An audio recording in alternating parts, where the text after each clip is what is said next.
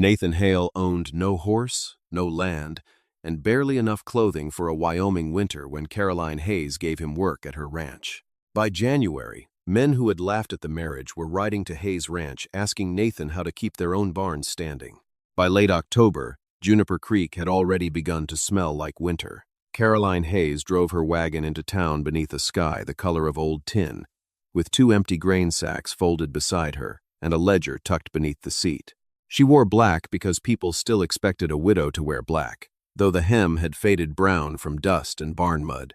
At 27, she had learned to let people mistake exhaustion for weakness. It made them careless. Inside Mercer Feed and Supply, Caroline counted every coin twice before paying for oats, lamp oil, and enough salt to last another month. The storekeeper watched her total the figures herself. His eyes lingered on the column where she had crossed out coffee. Caroline closed the ledger before he could offer credit. She already owed enough. Outside, a man sat beside the livery wall repairing a split harness strap for the stable owner. His coat was too thin for the wind, his boots had been resoled more than once, and a small canvas bag rested by his heel. He worked slowly, not lazily, slowly. When the leather pulled crooked beneath his first knot, he cut the stitching loose and started again. Caroline noticed because men who were pretending to know a trade usually hurried when someone watched. This stranger did the opposite. He tested the strap with both hands, studied the strain at the buckle, then shifted the repair half an inch. Only after the leather lay flat did he return it. She loaded the wagon herself. The stable owner offered the stranger half a biscuit and some cold beans. He accepted the beans and left the biscuit on the crate beside him. Caroline looked away before he could see that she had noticed. She had gone less than a mile when the left rear wheel began to knock. Once, twice, then every turn. Caroline pulled the team to the shoulder and climbed down. The hub was warm. Before she could decide whether to risk the road home, footsteps sounded behind her. The stranger from the livery had followed the road on foot. He crouched beside the wheel, touched the loosened wedge, and searched the ditch for a scrap of hardwood. He shaped it with a pocket knife, drove it beneath the worn piece, then stood without asking for payment. The repair was temporary. Caroline could tell that from the care with which he checked it. She offered him food. He took only half, then walked west. Miles later, Caroline looked back and saw him still following the road home. By dawn the next morning, frost had silvered the pump handle and stiffened the leather on every gate at Hayes Ranch. Caroline was already outside, dragging a wooden trough away from the north fence while her oldest ranch hand, Amos Reed, worked alone on a broken post. Her mother, Margaret, watched from the kitchen window with a shawl pulled tight around her shoulders. Last winter had left a cough that never fully disappeared, and Caroline no longer let her carry water. The hayloft was only 2/3 full. 3 sections of roof still needed patching. 40 head of cattle remained on the high pasture because there had not been enough hands to move them before the weather turned. Caroline knew each unfinished job because she had written them in the back of her ledger, then stopped looking at the page when the list began to feel heavier than the work itself. Near mid-morning, the man from the livery appeared at the ranch gate. His canvas bag hung from one shoulder. He had walked the entire distance. Caroline did not ask why.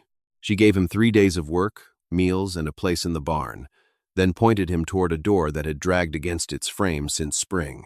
When she returned before supper, the door was lying on the ground. For one sharp second, Caroline thought the stranger had made the problem worse. Then she saw the upper hinge. The iron was sound, but the timber around it had begun to split along the grain. A new hinge would have hidden the weakness until a heavy load of snow pulled the whole corner loose. Nathan had opened the wall instead. He braced the frame, reset the hinge, and rehung the door only after the weight carried cleanly into the post. He never explained how he knew to look there. Caroline noticed that too. Before sunset, Victor Langley rode into the yard on a gelding worth more than Caroline's wagon and team together. Victor had been offering to buy Hayes Ranch since her husband's funeral. He made the offer again with the same patient smile, as if winter itself were negotiating on his behalf. Caroline refused. Victor's gaze shifted past her to Nathan, who was carrying the repaired barn door back into place. For the first time, Victor's smile faltered. Only for a heartbeat. Nathan saw it. So did Caroline.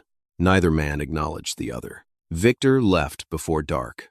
An hour later, Amos came to the kitchen door holding his hat in both hands. His sister in New Mexico was ill, and he would be leaving before the end of the week. Caroline looked past him toward the barn. Nathan was still working beneath the lantern. 3 days suddenly felt short. Nathan stayed after the 3 days ended, though neither of them spoke about making the arrangement permanent yet that morning. Amos left before sunrise on Friday, taking his saddle, 2 shirts, and the apology Caroline refused to accept from him. By noon, Caroline had counted the remaining hay twice and calculated exactly how long Nathan's wages could continue through winter. The answer sat plainly in her ledger, shorter than the cold season waiting beyond the first hard frost already outside. She could feed him, house him, and pay him several weeks, but spring would arrive after her money disappeared entirely. That afternoon, Caroline rode into Juniper Creek for lamp oil and heard conversation stop when she entered the store doorway. No one insulted her directly, which somehow made the silence sharper than any careless remark could have been that day. 2 women near the flour barrels glanced toward her wedding band, then toward the road leading back to Hayes Ranch. Caroline understood what Juniper Creek had already decided about a young widow keeping a strange man beneath her roof alone. She returned home after dusk, placed the ledger between herself and Nathan, and turned it toward him without saying anything. The numbers showed what pride had hidden, that Hayes Ranch could keep his labor, or keep its cash, not both. Nathan studied the page longer than Caroline expected, then closed it gently and pushed it back across the table again. He offered to leave before snow trapped him there, but Caroline had already spent the afternoon measuring another problem entirely.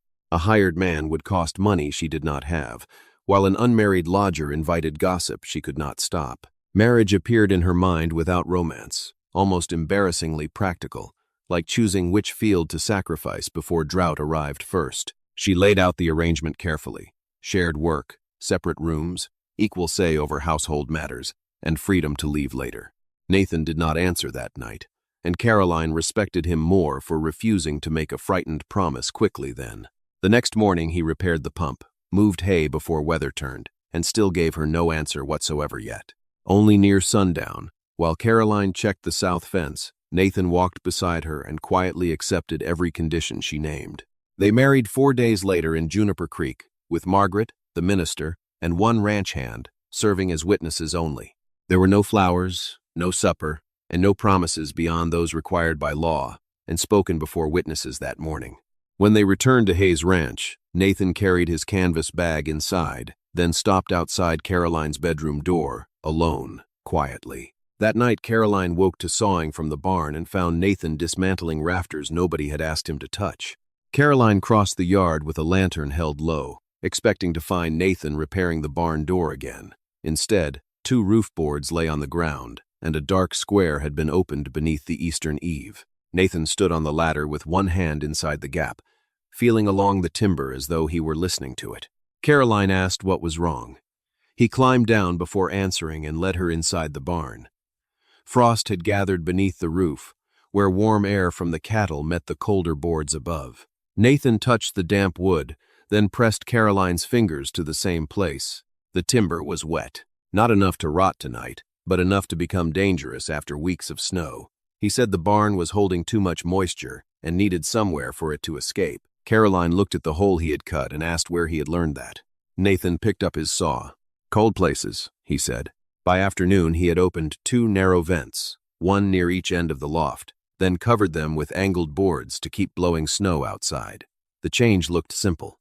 2 mornings later, Caroline found water beating along the lower wall beneath one of Nathan's new openings. His fix had created another problem. She expected an excuse. Nathan gave her none. He removed the boards, widened the channel behind them, and changed the angle before breakfast. Then he stood in the yard for nearly an hour watching thin snow sweep past the barn corners. Caroline carried feed to the cattle and noticed he was not studying the walls anymore. He was studying the wind. Later, while he bent to gather his tools, something blackened slipped from his coat pocket and landed beside Caroline's boot. It was a work glove, burned across the palm and stiff with age. Nathan reached for it too quickly. Caroline handed it back without asking who had worn it, but his face had changed before he could hide it. That evening, she found him driving the first cedar post into frozen ground, 30 paces west of the barn. The ranch hand, who remained, laughed and asked what kind of fence started so far from anything worth fencing. Nathan did not answer. He drove a second post, then a third, leaving gaps that made the line look unfinished. Caroline did not understand it either, but after watching Nathan tear out his own mistake rather than defend it, she decided not to laugh. If you were in Caroline's place, would you trust a man who admitted failure but refused to explain his past? Leave your thought in the comments, because Caroline's answer would soon cost her more than curiosity. Near sunset, the wind shifted north.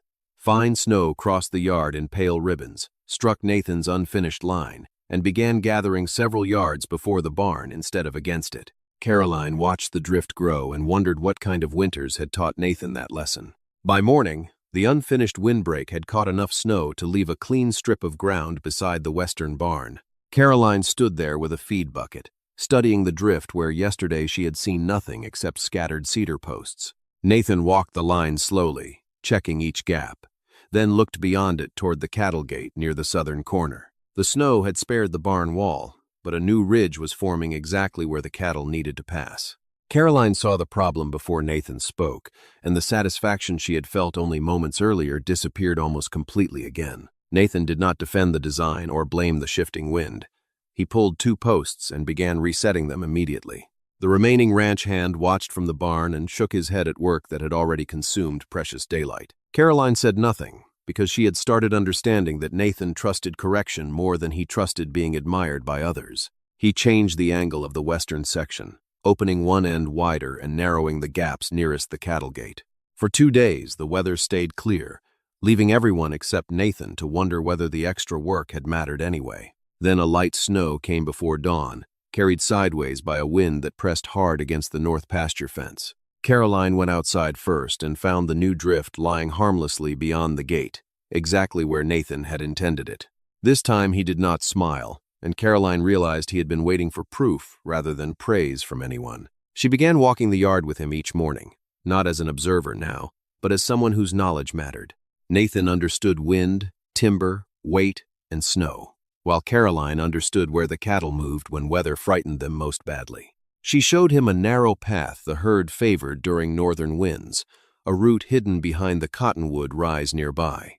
Nathan had planned to place another barrier across it, believing the open ground would funnel dangerous snow toward the barn. Caroline explained the cattle used that opening to turn themselves away from gusts before crowding toward shelter during storms naturally. Nathan looked from the path to the posts, then removed the stakes he had driven there earlier that same morning. It was the first time Caroline saw him change a design because of something only she knew about Hayes Ranch. After that, the work felt different, less like a stranger repairing her property, and more like 2 people learning together. Nathan still measured twice, but now he asked where calves sheltered, where ice formed first, and which gates jammed worst.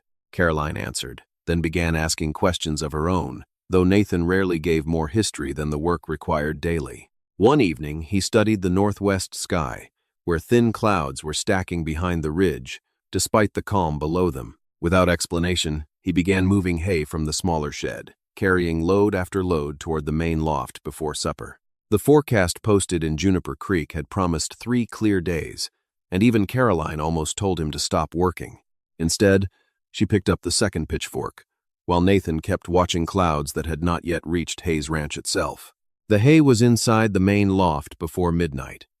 Nathan closed the doors only after checking the roof twice, then stood in the yard listening to a wind Caroline could barely feel. By dawn, it had begun to rise hard. The storm never became dangerous, but it proved enough.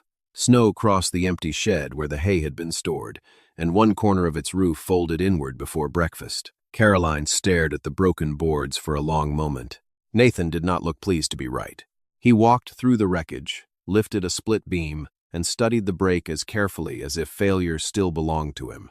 Caroline noticed that too, and remembered the glove he hid. Over the following days, their routines began changing without either of them naming it. Nathan stacked firewood beside the kitchen before Caroline woke. She found the driest pieces nearest the stove, placed where her mother could reach them easily alone.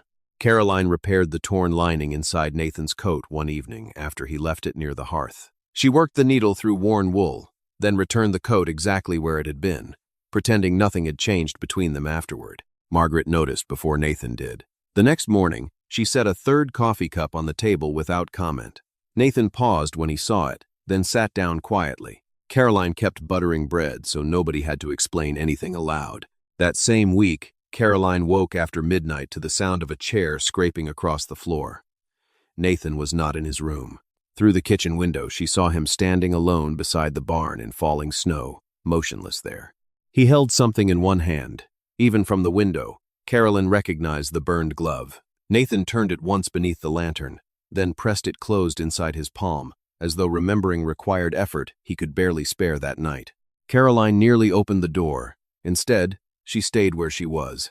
Nathan had never forced her to explain the nights she still woke, reaching for a husband who was gone. She decided his silence deserved the same mercy from her.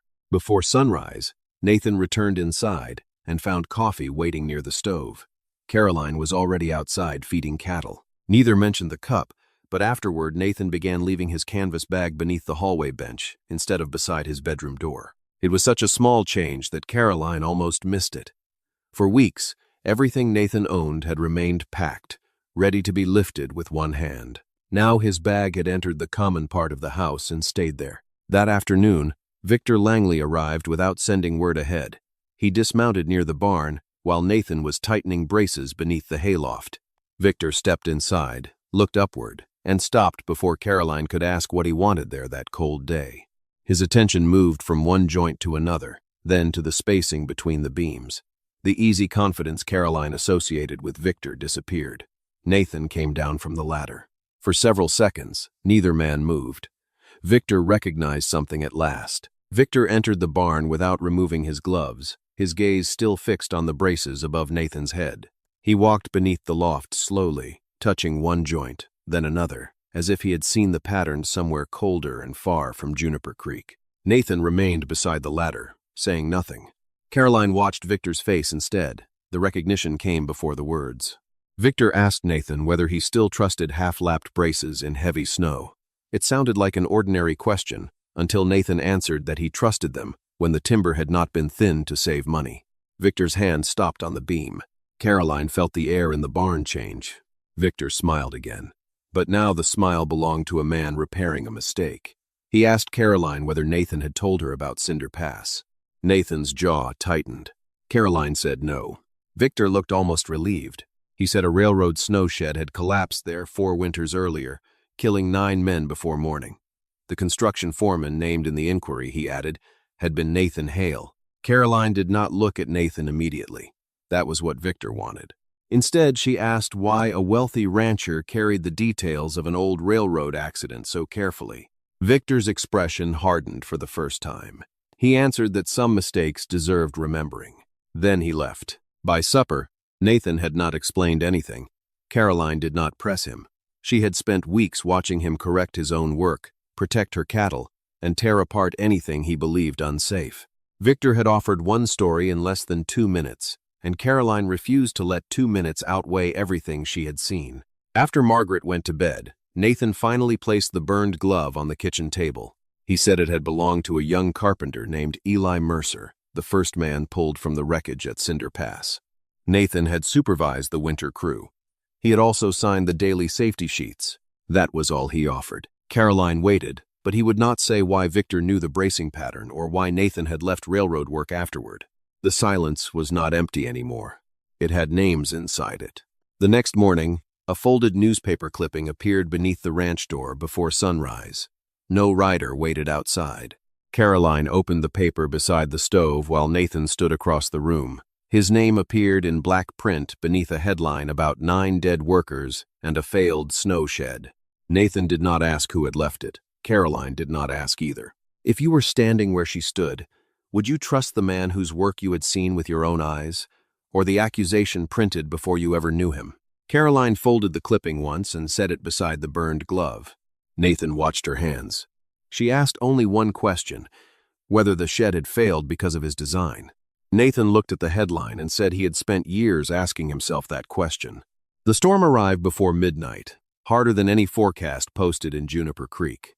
Wind struck Hayes Ranch from the northwest, driving snow beneath doors and against windows until the glass trembled.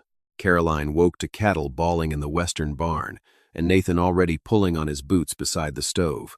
Outside, lantern light vanished within yards. Nathan crossed the yard, bent against the wind, while Caroline followed with a rope around her waist. The small hay shed he had emptied 3 nights earlier groaned once, then folded beneath the drift. Caroline stared at the wreckage and understood what his silence meant. If the hay had remained inside, winter feed would have disappeared before dawn. Nathan gave her no time to dwell on it. A sharp crack rolled from the cattle barn. The western roof had dropped several inches, and frightened animals were pressing toward the wrong gate at once together inside. Nathan climbed beneath the sagging rafters and tested a brace with both hands.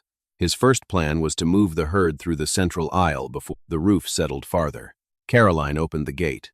Nothing happened. The cattle turned back, blinded by snow blowing straight through the doorway outside there. For one terrible moment, Nathan froze. Caroline saw something older than fear cross his face, the look of a man standing again beneath another failing roof. Then she caught his sleeve and pointed toward the cottonwood rise, where the herd always turned during north winds for shelter from gusts. Nathan understood immediately. Instead of forcing the cattle toward the barn, he opened the side lane Caroline had shown him weeks earlier. She rode the lead mare into the storm, calling softly until the first cows followed. Nathan and the ranch hand held the lane while the herd moved through. Behind them, another beam split. Nathan returned inside with an axe and cut away a damaged support before its weight could pull the adjoining frame down. He replaced it with 2 shorter braces, angled toward the main posts. Caroline had seen those angles before in his careful winter work outside. This time, she did not wonder where he had learned them. She carried timber when he asked, steadied the ladder, and kept men moving whenever Nathan went silent. The storm lasted until morning. When light finally reached the valley, Hayes Ranch looked battered but remained standing against winter around them. Across the distant fields, 2 neighboring roofs had collapsed. One barn lay open to the sky. Nathan stood beside Caroline without triumph, staring at the damage through thinning snow. His hands shook once before he hid them inside his coat. Caroline noticed and remembered Cinder Pass without asking him anything. Until that morning, Caroline had wondered whether Nathan truly understood snow or merely feared it better than other men.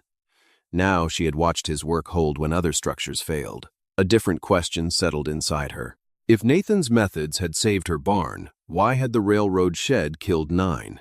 By noon, the storm had weakened enough for Caroline to ride into Juniper Creek, carrying Victor's clipping beneath her coat and Nathan's old notebook wrapped in oilcloth. Nathan had given her the notebook without being asked, but he had not followed her. Some part of him still seemed convinced that truth discovered by someone else would hurt less than truth spoken in his own voice. At the county records room, Caroline began with the date printed beneath the Cinder Pass headline. She expected to find an inquiry naming Nathan and little more. Instead, she found 3 names repeated across the surviving contracts: Nathan Hale, the railroad engineer who approved the original snowshed plan, Darius Bell, the section foreman, and Victor Langley, whose supply company had delivered most of the timber. Caroline read that line twice. Victor had never mentioned supplying the shed. The next file held Nathan's calculations. The numbers were neat, repeated, and heavily checked, but one measurement caught Caroline's attention because it appeared again in the material specification attached behind them. Nathan had designed the main supports around 12-inch timbers. The purchase invoice listed 10-inch stock. 2 inches looked small on paper. Caroline had spent enough winters watching snow settle on roofs to know that small differences became heavy when a storm lasted all night. She searched for an explanation and found a telegram copied into the file 2 days before the collapse. Nathan had protested the substitution. His message warned that the smaller timber would not carry the calculated snow load if the pass received another heavy accumulation. At the bottom, someone had penciled a note saying the revised material had already been authorized. No signature remained on that copy. Caroline almost stopped there. The telegram proved Nathan had objected, but it did not prove who overruled him, so she kept searching. Near closing time, the clerk brought out an older box of freight vouchers from a storage shelf. One carbon copy was so faint, Caroline had to carry it to the window. It recorded the cheaper timber, the revised quantity, and a handwritten authorization from Langley Timber and Freight. The initials beside the change were V.L. Caroline felt no triumph. 9 men were still dead. Nathan had still been the engineer who knew the risk and had failed to stop the work. The papers did not erase that burden. They changed something else. They showed that Victor had spent years letting Nathan carry the entire blame for a decision Victor had helped force through. When Caroline returned to Hayes Ranch after dark, Nathan was repairing storm damage near the barn. She placed the invoice on his workbench. Nathan did not touch it at first. His eyes found Victor's initials before they found anything else. Then he sat down. For the first time, Caroline heard the part he had never told anyone in Juniper Creek. After Nathan sent the warning, the railroad superintendent ordered the crew to continue, and Victor's company delivered the smaller beams anyway. Nathan could have walked away. He stayed because men were already inside the pass. The weather was closing, and he believed he could reinforce the structure before the next storm. He was wrong. That was the part he could not forgive. Caroline did not tell him he was innocent. She told him the dead deserved the whole truth, not the version Victor had found useful. The next morning, word spread that Victor had called a public meeting at the church hall to warn neighboring ranchers against copying Nathan's winter construction. Caroline folded the invoice into her ledger and decided Victor would not be the only man bringing records to town. The church hall was already full when Caroline arrived with Nathan beside her and the ledger tucked beneath her arm. Ranchers who had lost roofs during the storm stood along the walls, while Victor waited near the pulpit with the old newspaper clipping in his hand. He began before Caroline sat down. Victor spoke calmly about Cinder Pass, about 9 dead men, and about the danger of trusting construction methods designed by someone whose work had once failed under snow. Every fact he offered was technically true. That made the accusation harder to answer. Nathan did not interrupt. When Victor finished, Caroline walked to the front and placed the clipping on the table between them. Then she set Nathan's original calculations beside it. She asked one of the older ranchers to read the timber specification aloud. 12 inches. Next came the purchase invoice. 10 inches. A murmur moved through the room, but Victor smiled and said substitutions happened on railroad jobs every day. Caroline agreed. Then she unfolded Nathan's telegram. The room grew quiet while the county clerk read Nathan's warning that the smaller supports could not carry the calculated snow load through another heavy storm. Victor said engineers often protected themselves with paperwork after mistakes. Caroline did not argue. She placed the freight authorization beside the telegram. The initials V.L. appeared beneath the change. Victor's expression shifted. Only slightly. Caroline had learned to notice slight changes.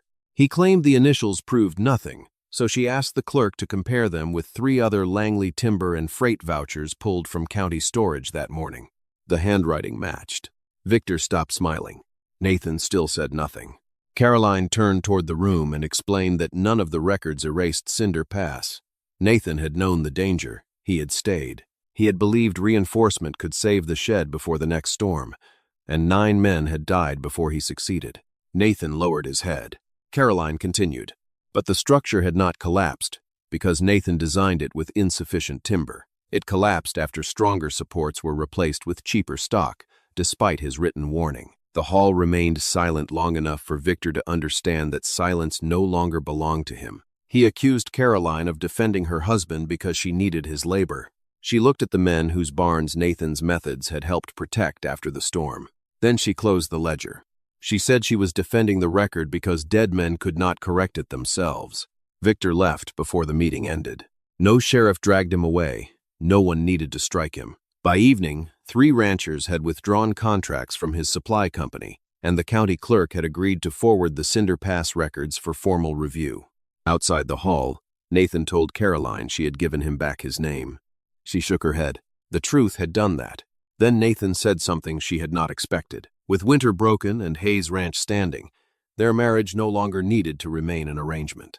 By the first week of March, sunlight stayed on Hayes Ranch long enough to soften the ice around the troughs. Water ran beneath the eaves again, and patches of brown earth appeared where Nathan's windbreak had kept the deepest drifts away. The ranch still carried debt, a split shed, and enough repairs to fill Caroline's ledger through spring, but it had survived. For the first time since her husband's death, survival no longer felt like the only future she was allowed to imagine. Nathan spent that morning packing the same canvas bag he had carried through the ranch gate before winter. Caroline watched from the kitchen doorway while he folded 2 shirts, his work gloves, and the worn notebook from Cinder Pass. He left the burned glove on the workbench in the barn. That was how Caroline knew he was not running from the dead anymore. Nathan told her the marriage had begun as an agreement, and he would not turn gratitude into another kind of obligation. Hayes Ranch had enough hay, enough cattle, and enough money from winter work to reach summer without needing him. Caroline asked whether that was why he thought she had married him. Nathan looked toward the yard, where melting snow had exposed the cedar posts they had set together. He said it had been true once, and he would not assume it was true now. Caroline went to the barn and found his coffee cup on the shelf beside the coat she had mended. Nothing there belonged to a hired hand anymore. She returned to the house, took his canvas bag from the bench, and carried it back inside. Nathan followed, but Caroline did not ask him to stay because the roof needed repairing or because cattle needed feeding. She told him Hayes Ranch would manage without him. Then she said the part that frightened her more than winter ever had. She wanted him there when the work was easy, too. Nathan stood very still. Caroline reached for the canvas bag, opened it, and placed his folded shirts in the dresser drawer beside hers. He did not promise forever. Neither did she. He only unpacked the rest. Outside, thawing snow slipped from the barn roof in soft sheets, while Margaret opened the kitchen window to the warmer air. Caroline looked toward the cedar windbreak and understood that surviving winter had never been the same as having a home. Home began when someone finally chose to remain there.